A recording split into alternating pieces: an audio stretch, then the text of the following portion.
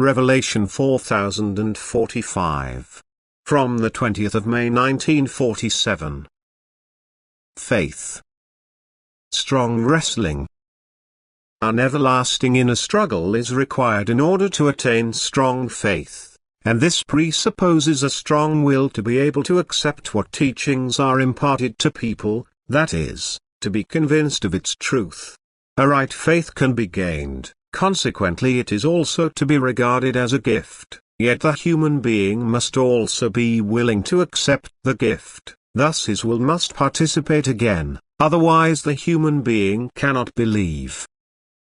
The will to believe necessarily also results in the ability to believe. The will alone is decisive as to the strength with which faith seizes him.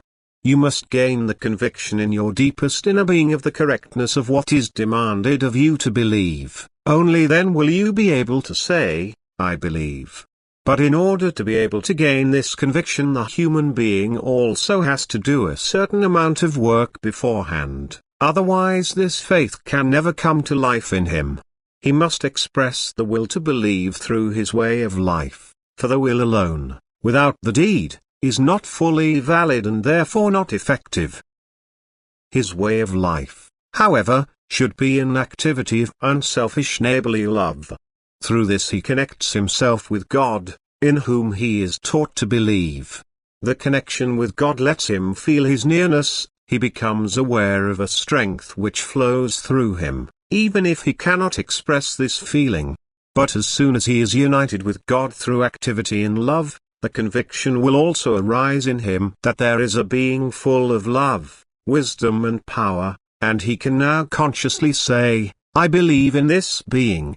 Then faith will have come alive in him. Further on he has to take a stand on all spiritual knowledge which is offered to him, which is demanded of him to believe. And again it is love which works in him so that his spirit from within gives him mental enlightenment about what he desires. Thus the thought material imparted to him is made so understandable to him by his spirit, or the unacceptable is revealed to him that he can now either accept or reject with conviction, and then one can speak of living faith again.